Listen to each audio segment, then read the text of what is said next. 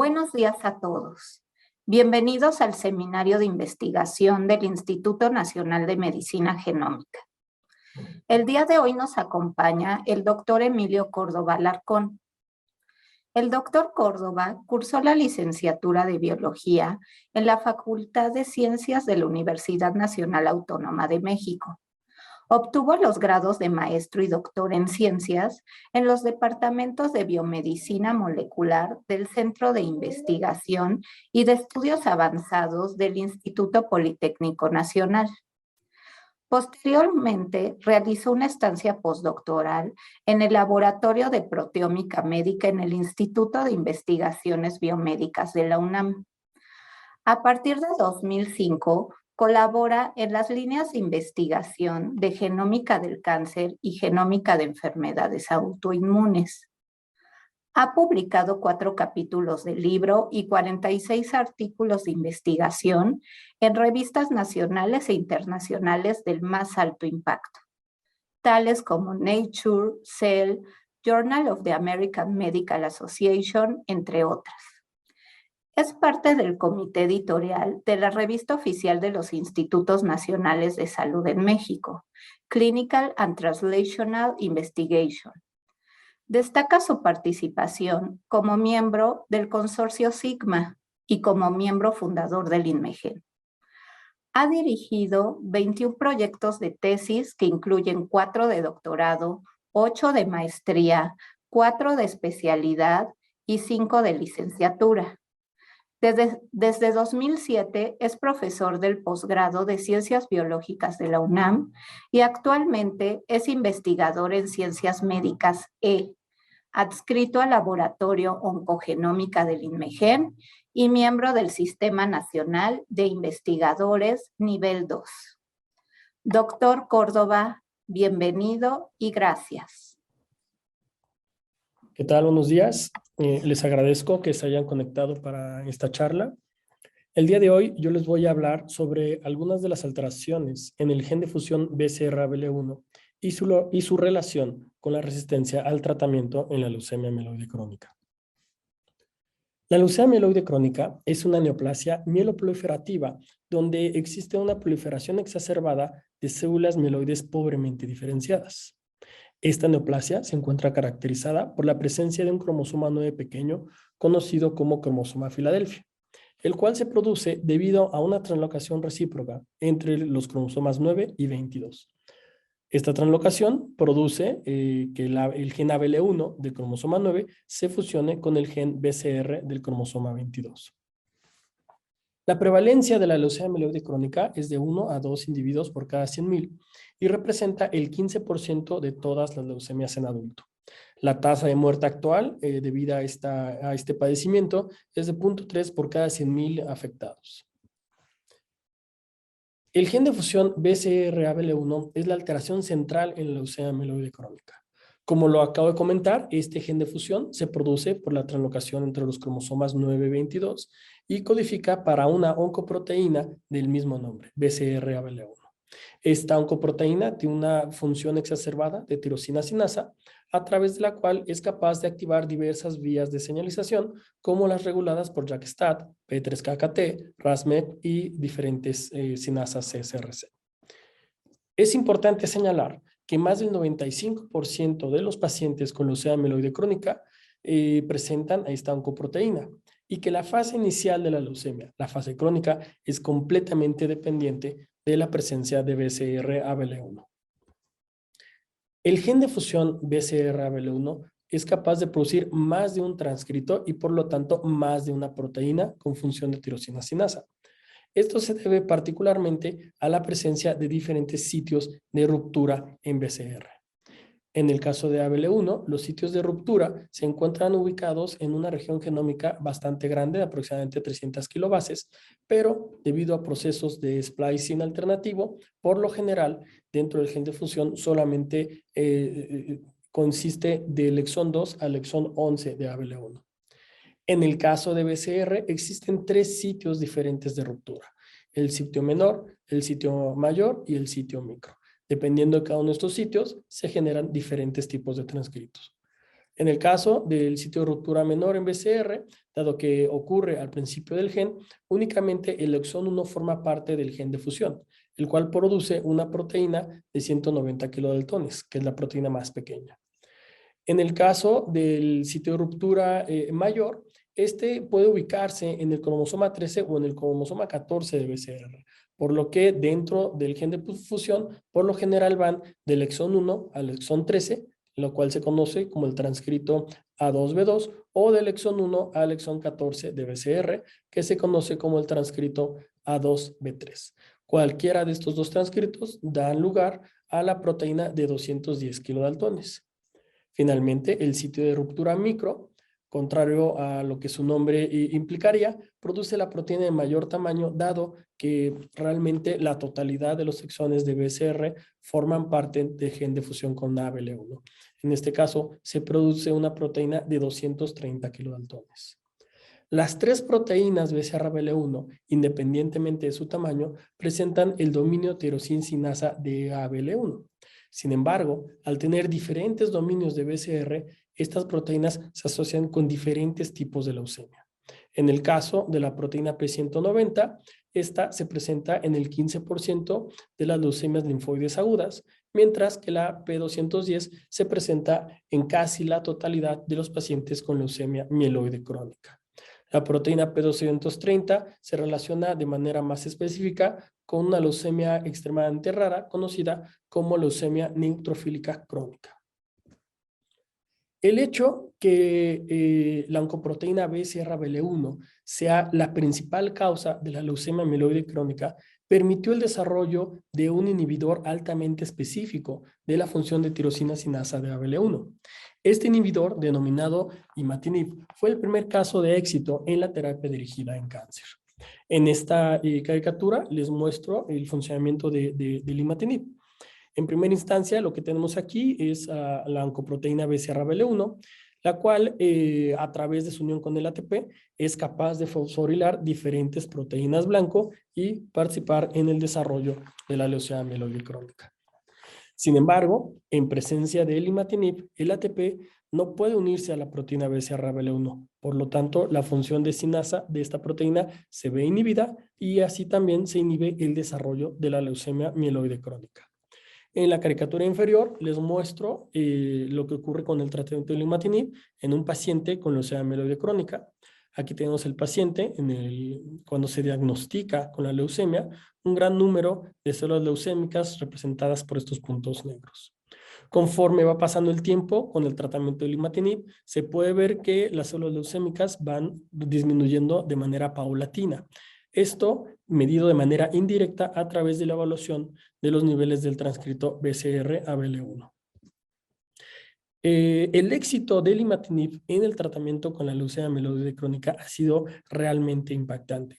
Este fármaco se empezó a utilizar en el 2001 y a partir de su inicio en el tratamiento de esta neoplasia se ha reducido de manera impresionante la tasa de mortalidad en la leucemia mieloide crónica, a grado tal que hoy día un gran número de personas viven de manera muy normal aun cuando tengan leucemia mieloide crónica. De hecho, hoy día la expectativa de vida de un paciente con leucemia mieloide crónica con un tratamiento adecuado es muy similar a la expectativa de vida de una persona sana. Sin embargo, debido a la inestabilidad de la neoplasia, un porcentaje que más o menos es del 30% de los pacientes que son tratados con imatinib y que respondieron inicialmente a este tratamiento pierden esta respuesta. Esto es, el paciente cuando empieza a tratarse con el imatinib hay una reducción en el número de células leucémicas, reducción que en algún momento, en un intervalo de 3 a 6 meses, por lo general, se detiene esta reducción y empieza a incrementarse nuevamente el número de células leucémicas. Hoy día se sabe una gran cantidad, se conoce diversos mecanismos celulares que explican esta resistencia secundaria al tratamiento. Sabemos también que hay una resistencia primaria, una resistencia en que el paciente desde el inicio no responde al imatinib, ya sea por intolerancia o porque presenta una serie de variantes génicas en diversas enzimas que están participando tanto en la absorción del imatinib, su metabolismo o su concentración a nivel de plasma sanguíneo. También sabemos que en esta resistencia primaria y también en la secundaria, la adherencia al propio imatinib es importantísima. En este sentido, en el caso de la resistencia primaria, lo importante es el contexto genético del individuo. Sin embargo, en el caso de la resistencia secundaria, los mecanismos relacionados tienen que ver más con alteraciones adquiridas en la célula tumoral. Se hablan de mecanismos dependientes de BCR-ABL1, como es la amplificación del gen de fusión, así como la adquisición de mutaciones puntuales en el dominio de sinasa del gen de fusión. Algunos mecanismos independientes es la activación de otras vías de señalización, así como una evolución clonal de células resistentes al tratamiento. Sabemos hoy día que se han descrito más de 100 mutaciones en el dominio de sinasa de BCR-ABL1 y que la presencia de estas mutaciones corresponde al 80% de los casos de la resistencia secundaria al tratamiento. Estas mutaciones, además de ser numerosas, presentan diferentes frecuencias, mutaciones con baja frecuencia, mutaciones con alta frecuencia como esta, y también, me parece que lo más importante, diferentes sensibilidades al imatinib. En este sentido, de este lado tenemos las mutaciones que siguen siendo sensibles al tratamiento con el imatinib, y de este otro tenemos mutaciones como la T315I, que es una de las más frecuentes y la que más resistencia confiere hacia el imatinib. A consecuencia del desarrollo de estas mutaciones, se ha generado nuevos inhibidores de sinasa, los que llamamos hoy día inhibidores de segunda generación, como el nilotinib y el dasatinib, y también inhibidores de tercera generación, como el bosutinib y el ponatinib. Todos estos inhibidores se encuentran aprobados para el tratamiento de la leucemia mieloide crónica. Sin embargo, el imatinib sigue siendo hoy día el principal fármaco para tratar a pacientes con diagnóstico reciente de leucemia mieloide crónica. Esto básicamente por cuestiones tanto económicas como una menor cantidad de efectos secundarios relacionados con el tratamiento del imatinib. Es importante señalar que estas mutaciones que confieren resistencia al imatinib también pueden conferir resistencia a los tratamientos de segunda generación. Aquí les muestro algunas de las mutaciones que se han descrito con resistencia al imatinib, así como al nilotinib y al dasatinib. Tenemos algunas, como la T315I, la cual confiere resistencia a cualquiera de los 3 inhibidores que estoy mencionando aquí. Es decir, el paciente, cuando presenta esta mutación, al ser tratado con el imatinib, deja de responder. Y aunque se le ponga como segundo tratamiento el nilotinib o el dasatinib, va a seguir sin tener una respuesta adecuada al tratamiento. Al día de hoy, únicamente el ponatinib es el único de los diferentes inhibidores de cinasa con la capacidad de funcionar en presencia de la mutación T315I. Hay algunas otras mutaciones, como esta que tenemos aquí, que presenta resistencia alta al imatinib y moderada al nilotinib, pero es sensible al dasatinib. En este caso, si este paciente presenta esta mutación que le confiere resistencia al tratamiento con el imatinib, lo más adecuado es ahora empezar a tratarlo con dasatinib. Tenemos una mutación diferente, como la F317L, que tiene resistencia tanto al imatinib como al dasatinib. En este caso, el tratamiento más adecuado para este paciente es el nilotinib. Con base a estos conocimientos, diversas agencias internacionales para el tratamiento de la leucemia mieloide crónica han propuesto que dentro del seguimiento molecular de los pacientes se establezca un análisis de mutaciones cuando exista una resistencia al tratamiento. Esto es, en el momento que el paciente deje de presentar una disminución en los niveles del transcripto BCR-ABL1, en donde podemos hablar de una falla del tratamiento, antes de cambiar el imatinib por cualquier otro, primero hacer una detección de mutaciones por secuenciación Sanger. Dependiendo de la mutación que presente este paciente, entonces el médico podrá optar por sustituir el imatinib con el nilotinib o con el dasatinib, dependiendo, de nueva cuenta, el tipo de mutación que se encuentra aquí. Sin embargo, la secuenciación Sanger, como muchos nosotros lo sabemos, presenta un problema de sensibilidad. Por debajo del 20%, es muy difícil que la secuenciación Sanger pueda detectar la presencia de una mutación. Esto lo ejemplifico en esta serie de electroferogramas, donde lo que tengo aquí arriba es un DNA en el que el 100% del DNA que fue secuenciado presenta la mutación T315I, representada por este pico en rojo. El electroferograma de hasta abajo es la secuencia wild type, donde el pico en azul señala el alelo silvestre de la posición 315. Cuando se mezclan estos dos DNAs en distintas proporciones cada vez menores de la secuencia mutada, podemos observar que 50% se ve perfectamente el doble pico azul y rojo, 20% alcanzamos a ver el pico rojo correspondiente al alelo mutado, sin embargo, al 10% la presencia de este pico ya es completamente indistinguible del ruido de fondo de un electroferograma. Esto a lo que nos lleva es que este tipo de detección de mutaciones no puede analizar mutaciones minoritarias, aquellas que se encuentran en un número de células por debajo del 20% del total. Debido a esto, diversos grupos de investigación han demostrado la factibilidad del uso de las plataformas de secuenciación masiva para la identificación de mutaciones mayoritarias y minoritarias en muestras de leucemia mieloide crónica. En este estudio que les muestro aquí, uno de los primeros que se realizó, se analizaron 60 muestras de leucemia positiva para el cromosoma Filadelfia, 45 mieloide crónica y 15 de leucemia linfoide aguda positiva para la Filadelfia. Todas las muestras tratadas con imatinib y con resistencia a este tratamiento.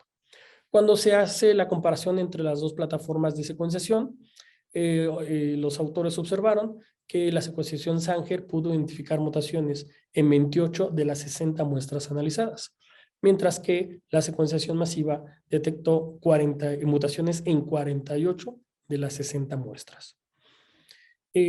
Por otro lado, al analizar el número y tipo de mutaciones, encontraron que en estas 28 muestras la secuenciación Sanger identificó 30 mutaciones, mientras la secuenciación masiva identificó 90 en las 48 muestras. Importantemente, y como era de esperarse, Dentro de estas 60 muestras identificadas por secuenciación masiva y no por la Sanger, todas ellas eran mutaciones minoritarias, por debajo del 20% de presencia. Uno de los hallazgos más importantes de este trabajo fue demostrar que dentro de estas mutaciones minoritarias se encontraba, por ejemplo, la T315I, lo cual quiere decir que si el paciente se cambia de imatinib a cualquiera de los inhibidores de segunda generación, no va a funcionar el tratamiento. Había mutaciones que conferían resistencia solo al nilotinib o resistencia al dasatinib. Esto, por supuesto, al no ser observadas en el perfil de mutaciones realizadas en el paciente, puede llevar a diversos problemas más adelante cuando se cambie el imatinib por cualquiera de los dos inhibidores de segunda generación. Basado en todo esto, el objetivo de este trabajo es el utilizar las plataformas de secuenciación masiva para poder identificar mutaciones en el gen BCR-ABL1 que puedan apoyar en la selección del mejor tratamiento, el mejor fármaco para el tratamiento de segunda línea en pacientes que hayan presentado resistencia al imatinib. El diseño experimental de este trabajo es relativamente sencillo. Nosotros estamos reclutando pacientes de reciente diagnóstico con leucemia amiloide crónica. La intención es reclutar al menos 100 pacientes. Con este número de 100 participantes y con base a los datos previos en la literatura, esperamos que el 25% de estos participantes presenten algún tipo de falla al tratamiento durante un periodo de seguimiento de un año. También esperamos que de este 25% de participantes, el 75% presenten algún tipo de mutación en el dominio de sinasa de BCR-ABL1. En esta parte, en la parte inferior de la diapositiva, les muestro los criterios de inclusión, exclusión y de eliminación que incorporamos en el estudio. Los pacientes incluidos serán individuos de ambos sexos con diagnóstico reciente de leucemia amiloide crónica, todos ellos tratados con imatinib como terapia de primera línea y por supuesto que firmen un consentimiento informado. La exclusión de pacientes se basa en aquellos que hayan tenido un tratamiento previo a la leucemia amiloide crónica y también que presenten una enfermedad hematológica o crónico-degenerativa concomitante. Al ser un estudio prospectivo, también presentamos criterios de eliminación. En este caso, se van a eliminar todos aquellos participantes que presenten una resistencia primaria o intolerancia al imatinib. Esto es porque los mecanismos celulares relacionados con estos dos tipos de falla al tratamiento son diferentes a los que subyacen a la resistencia secundaria. También se van a eliminar aquellas muestras de mala calidad o de cantidad insuficiente y, por supuesto, las muestras de los individuos que por alguna razón pidan salir del estudio. Una vez que los participantes han aceptado ser incluidos en el estudio e inicien el tratamiento con el imatinib, se les dará un seguimiento de al menos un año, en el cual se tomarán muestras de sangre periférica al momento de iniciar el tratamiento, 3, 6 y 12 meses después de haberlo hecho. Con estas muestras de sangre se hará el seguimiento a nivel hematológico, citogenético y molecular.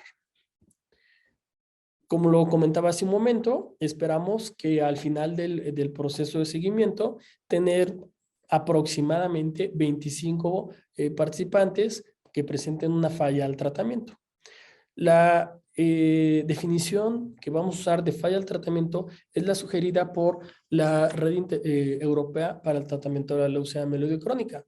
En este sentido, vamos a determinar como falla al tratamiento todos aquellos pacientes que 3 meses después de haber iniciado el tratamiento presenten metafases positivas para Filadelfia por arriba del 95%. También se definirá como falla del tratamiento cuando los 6 o 12 meses los niveles del transcrito BCR-ABL1 sean mayores al 10% o el porcentaje de metafases positivas para el cromosoma Filadelfia sea mayor al 35%. El seguimiento molecular lo estamos realizando en el INMEGEN, mientras los otros dos tipos de seguimiento se están realizando en el Hospital General, en el Departamento de Hematología. Este seguimiento lo estamos haciendo por PCR tiempo real, utilizando sondas de expresión Tagman para BCR-ABL1 y como gen control GUS-B. Es importante señalar que estas sondas reconocen a los transcritos B2A2 y B3A2 del gen de fusión BCR-ABL1, que son los componentes principales que participan en el desarrollo de la leucemia mieloide crónica.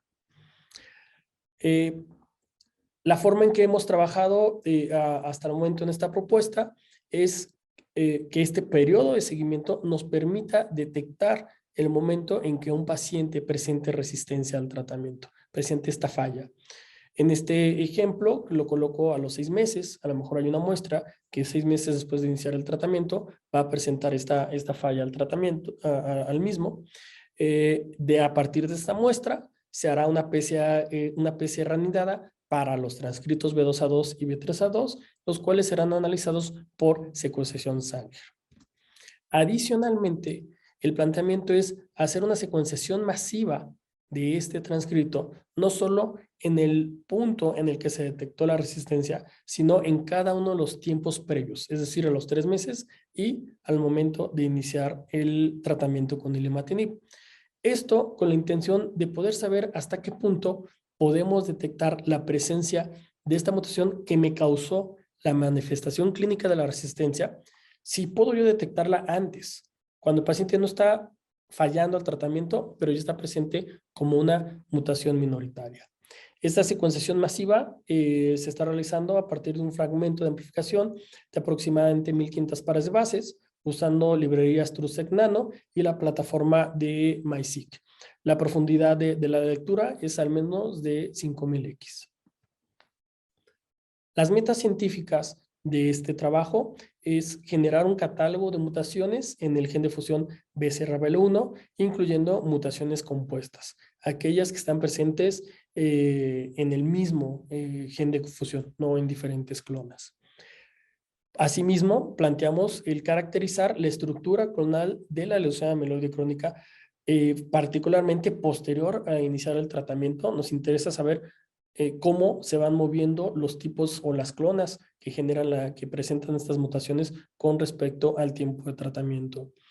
También es de nuestro interés diseñar un panel de mutaciones que permita apoyar la selección del tratamiento de segunda línea en el gabinete médico.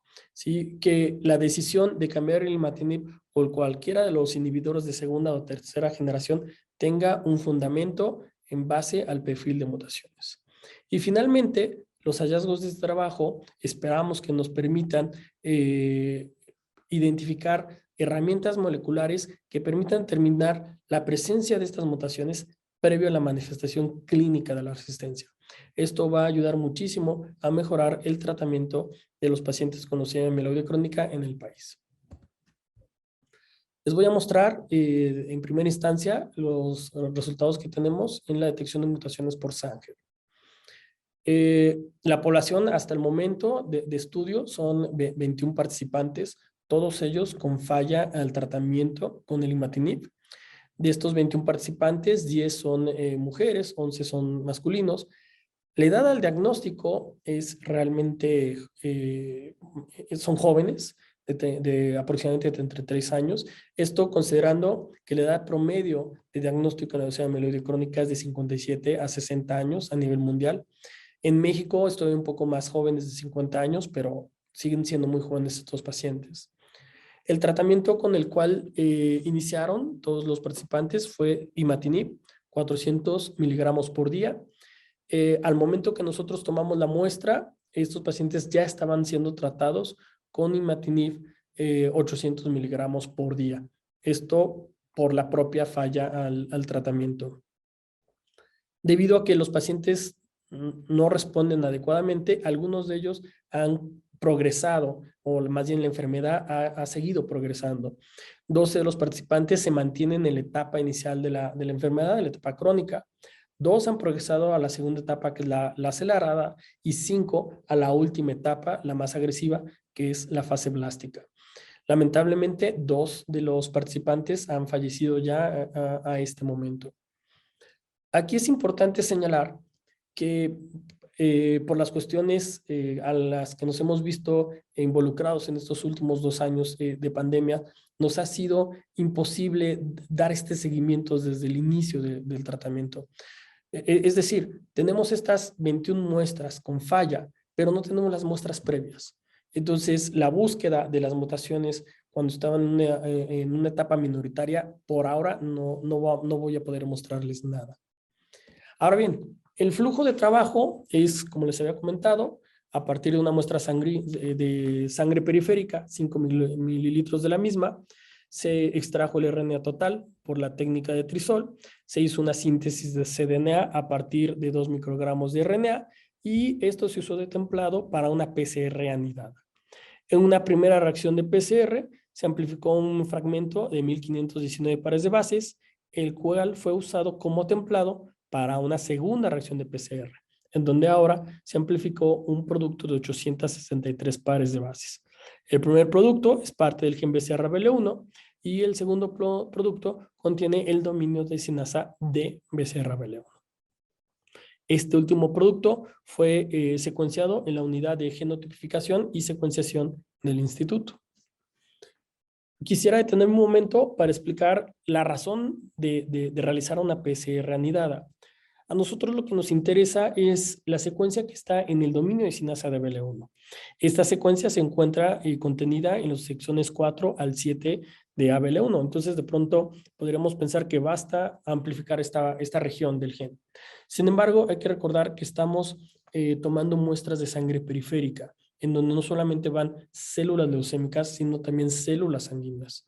En este sentido, dentro de las células sanguíneas, pues tenemos el ABL1 normal y el BCR normal. Si nosotros amplificamos exclusivamente el dominio de sinasa de ABL1, podríamos estar amplificando ese dominio en el ABL1 normal y en el ABL1 del gen de fusión, lo cual nos estaría diluyendo la muestra que vamos a secuenciar. Por esa razón, en la primera reacción de PCR se utiliza un oligo forward ubicado en el exón 13 de BCR. Como oligo reverse, se utiliza uno que está ubicado en el exón 10 de ABL1.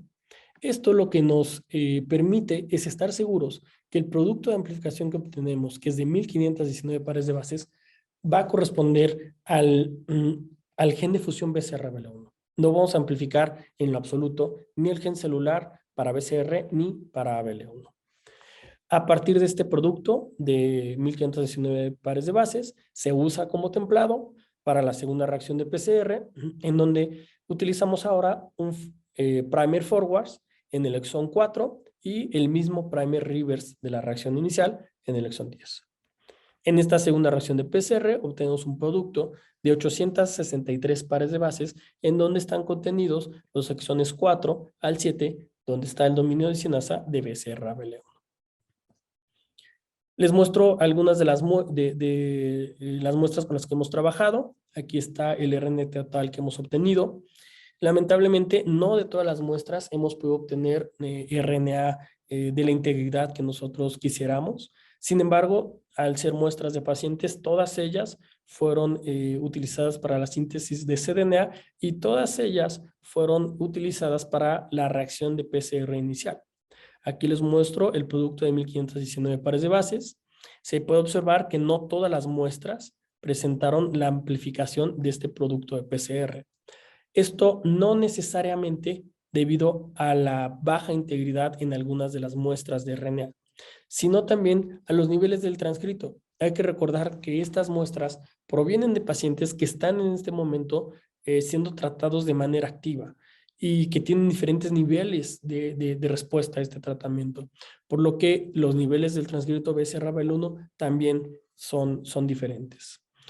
Independientemente que viéramos o no el fragmento, todas las muestras pasaron por una segunda reacción de PCR, que aquí les muestro, en donde ahora sí obtuvimos un producto de 863 pares de bases en absolutamente todas las muestras utilizadas. En ambas reacciones de PCR utilizamos una muestra proveniente de la línea celular K562 como control positivo de amplificación, dado que esta línea es positiva para el gen de fusión BCR-ABL1. Ya dentro de los resultados de la secuenciación Sanger, aquí les muestro los electroferogramas de 3 muestras, la LDS8, LDS9 y LDS32, donde encontramos una mutación en el dominio de sinasa de BCR-ABL1. En este caso, el cambio de base produjo la mutación F311I, en esta otra muestra, la mutación E450K, y la tercera muestra presentó la mutación F317L. Esto quiere decir que 3 de las 21 muestras presentaron mutaciones puntuales en el sitio de sinasa o en el dominio de sinasa de BCR-ABL1, un porcentaje del 14%, un porcentaje mucho menor al que nosotros esperábamos. Como se recuerdan del diseño, esperábamos tener más o menos de este total de muestras, de estas 21 muestras, un 75% tuvieran este tipo de mutaciones. Solo encontramos un 14%. Les muestro aquí la ubicación de estas 3 mutaciones. La F311 y la F317L se ubican en el sitio de unión al ATP. Por lo tanto, su resistencia al imatinib se ha reportado que es más fuerte que la que presenta, por ejemplo, la E450K, que se encuentra dentro del dominio de sinasa, pero por fuera del dominio de unión al ATP. En cuanto a su frecuencia, las 3 mutaciones han sido descritas de forma previa. La F317L y la F311-1, y dentro de las primeras 10 mutaciones, las 10 mutaciones más frecuentes que se han reportado en este dominio de sinasa, mientras que la E450K es una mutación realmente poco frecuente.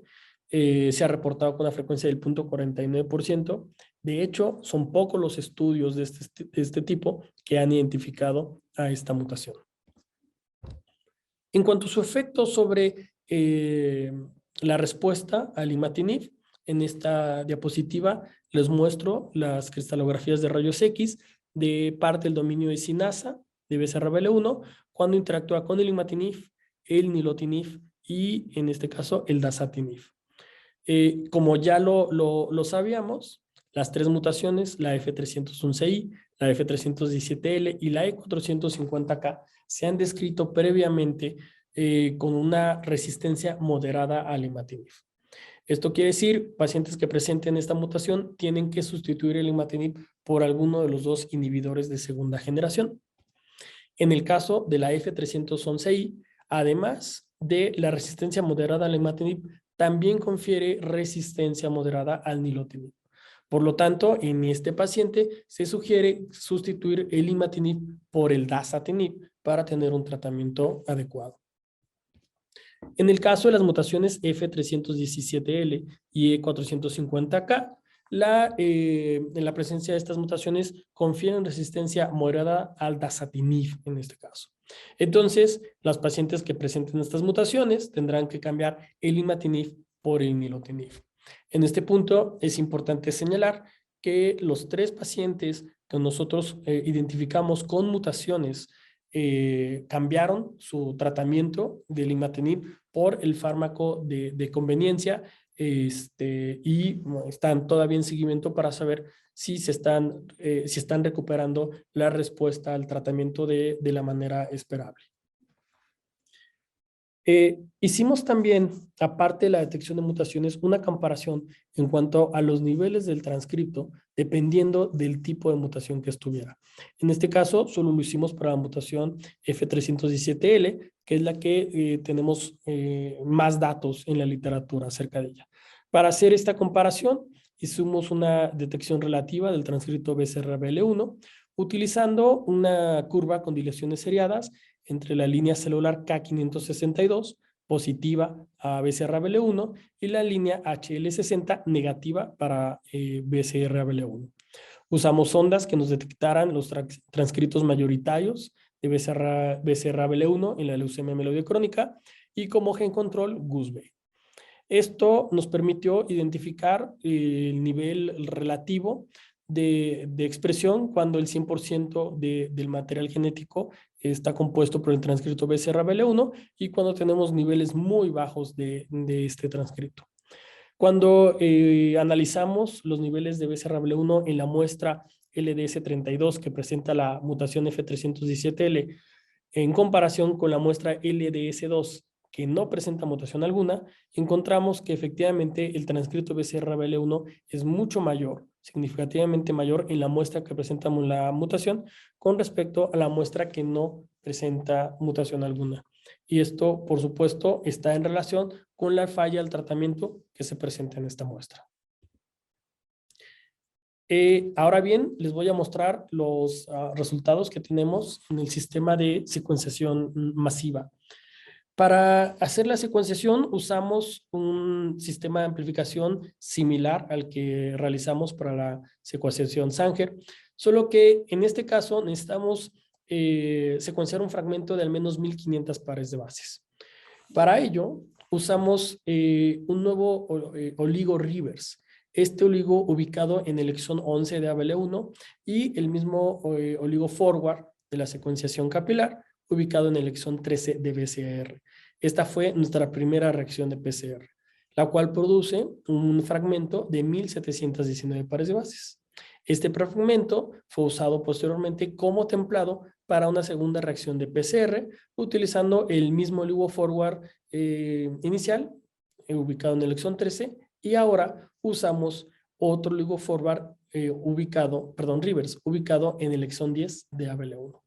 Esto nos permitió obtener un producto de PCR de 1546 pares de bases, el que fue analizado en la unidad de genotipificación y secuenciación del instituto. Los hallazgos que tuvimos con esta secuenciación masiva, el primero que esperábamos fue validar la presencia de las 3 mutaciones que habíamos encontrado en la secuenciación capilar. La F311I, la F317L y la E450. Adicionalmente, encontramos una cuarta mutación que no fue identificada en la secuenciación Sanger, la G159A. La ventaja también de la secuenciación masiva es que podemos conocer el contenido o la proporción en la cual se encuentran estas mutaciones en la muestra biológica. En el caso de las 3 mutaciones presentes en la secuenciación capilar, todas ellas están prácticamente en el 100% de las lecturas. En cambio, la mutación G159A está en el 26% de las lecturas, muy cerca del nivel de sensibilidad de la secuenciación capilar. Sin embargo, en este caso, esta proporción no fue lo que nos impidió identificar esta mutación por secuenciación capilar, sino su ubicación. Esta mutación está por fuera del dominio de sinasa de ABL1. Se encuentra unos 500 pares de bases río arriba. Entonces está por fuera del amplicón que se analizó por secuenciación capilar. Esa es la razón por la que no la encontramos. En este sentido, esta es una ventaja que ya sabemos, ya conocemos de la secuenciación masiva. No solamente va a tener una mayor sensibilidad en las mutaciones identificadas, sino que la cobertura, la cantidad de DNA que vamos a poder analizar es mucho mayor. En este caso, nos permitió encontrar esta otra mutación. Es una mutación no descrita previamente y que hoy día desconocemos si está relacionada con el fenómeno de falla al tratamiento. Esta mayor cobertura en la secuenciación masiva también nos permitió encontrar variantes génicas en BCR. Polimorfismo, variantes comunes en población sana. Tenemos la variante 22-27-939, que es una variante sinónima, no hace un cambio de aminoácido en la estructura de BCR. Y también encontramos la variante 35-53-72-21. Esta sí cambia el aminoácido, cambia una tirosina por una cisteína en la posición 910.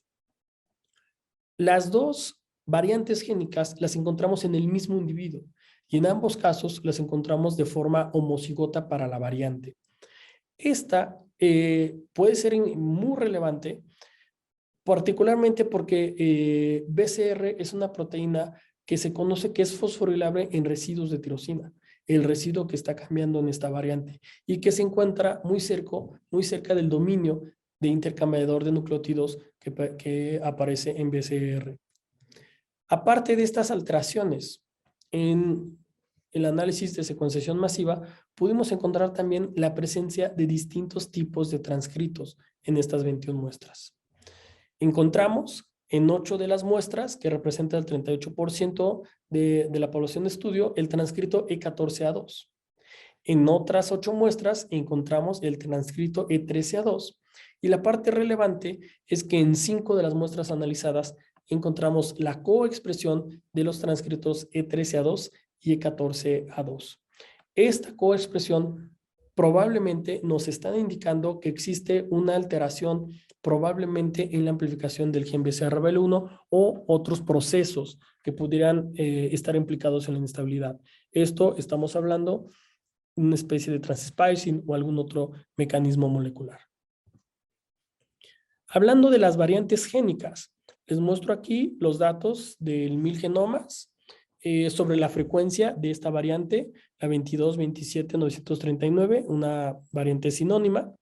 Está presente en el 31% de la población sana, esto es a nivel global, a nivel mundial, y vemos que en realidad hay diferencias muy, muy sutiles. Lo que pasa en mexicanos, por ejemplo, en Los Ángeles con respecto a otras poblaciones, pareciera que la frecuencia de esta variante es difiere poco entre poblaciones. Una parte interesante de esta variante es que ya ha sido descrita en una publicación previa, en donde de hecho la proponen como un marcador, a esta junto con otras 3 variantes más, como un marcador del tipo de transcrito que puede estar presente en las muestras con leucemia amiloide crónica. Esto debido a su cercanía con el sitio de ruptura que aparece en la leucemia amiloide crónica. No, en este estudio no se reporta nada sobre la respuesta al tratamiento, simplemente con el tipo de transcrito. La segunda variante génica que encontramos, la 35-53-72-21, que como les comenté hace un momento, es llamativa por el cambio de tirosina por cisteína, también es llamativa por su frecuencia. A nivel global, el alelo variante tiene una frecuencia del 2%, pero cuando comparamos las poblaciones, hay una cosa que es importantísima. Está ausente en la mayoría de las poblaciones, europea, africana, asiáticos del sur, no presentan a esta variante. Asiáticos del este, japoneses, chinos, coreanos, presentan frecuencias menores al 0.1%. Sin embargo, en poblaciones latinoamericanas, por ejemplo, mexicanos de Los Ángeles, la frecuencia es del 10%. Y en peruanos, donde la ascendencia amerindia en la población es bastante alta, presenta una frecuencia del 26%. Esto, evidentemente, no significa que haya una relación entre la presencia de esta variante y la respuesta al tratamiento, pero sí es llamativo que pareciera tener un contexto amerindio la presencia de esta variante, lo cual, en nuestro caso, pues amerita estudios posteriores. En cuanto a los transcritos, el análisis de los transcritos, también hay pocos trabajos en la era posterior al imatinib. Previo al uso del imatinib, hay una gran cantidad de estudios donde tratan de identificar si la presencia de distintos tipos de transcritos o su coexpresión tiene que ver con la respuesta al tratamiento. Hay resultados muy, muy variables. Sin embargo, ya cuando se usa el imatinib como tratamiento, hay dos estudios claros. Uno es el de Castanetti et al., en donde lo que él describe es la proporción que presentan estos transcritos en las muestras con leucemia amiloide crónica. Ellos describen al transcrito E14A2 como el mayoritario, presentan el 50% de las muestras, seguido por el E13A2 en el 40%, y señala que hay una coexpresión de ambos transcritos en cerca del 10% de las muestras. Nosotros encontramos números diferentes, particularmente en el caso de la coexpresión, se duplica. El 24% de nuestras muestras presentan esta coexpresión. Importante considerar, nuestro tamaño de muestra es mucho menor que el analizado por Castanetti y además en este estudio se analizaron muestras de diagnóstico reciente, mientras que en este caso todas ellas son muestras que ya fueron tratadas con imatinib y que presentaron resistencia al tratamiento. Y esto, por supuesto, puede explicar estas diferencias. Otro estudio, utilizando también los análisis de transcrito diferenciales, el de Shen et al. Del 2022, ellos encontraron que la presencia del transcrito E14A2 se relaciona o se asocia con una respuesta más rápida al imatinib. Es decir, los niveles de este transcrito se reducen más rápido, la respuesta hematológica, citogenética y molecular se alcanzan en tiempos significativamente más rápidos que cuando se encuentra el transcrito de 13A2 o cuando se coexpresan ambos transcritos. En este caso, se habla de una respuesta moderada al imatinib. Esto es lo que nos podría explicar que en nuestra población, que todos presentan resistencia a la imatinib, tenemos una acumulación de muestras con coexpresión de ambos transcritos. Cuando comparamos el tipo de alteraciones y número de alteraciones identificadas utilizando las dos plataformas, secuencia capilar, secuenciación masiva, pues evidentemente encontramos diferencias importantes, que era lo que esperábamos. En cuanto a la secuenciación capilar, pues el 86% de las muestras resultaron no informativas. Solo encontramos mutaciones en 3 de las 21 muestras analizadas. En cuanto al análisis con secuenciación masiva, las muestras no informativas fueron el 52% de ellas. En el resto de estas muestras encontramos mutaciones en el dominio de Sinasa de BCR-ABL1, bueno, mutaciones puntuales, no solo en el dominio de Sinasa, 4 de las 21 muestras, con un porcentaje del 19%. En una de estas 21 muestras encontramos 2 variantes génicas en estado homocigoto para la variante, lo cual dio un 5%. Y en el 24% de las muestras, 5 participantes, se encontró la coexpresión de transcritos. Esto evidentemente nos señala las ventajas de la secuenciación masiva, no solo por una mayor sensibilidad, sino una mayor cobertura en cuanto a lo que estamos analizando.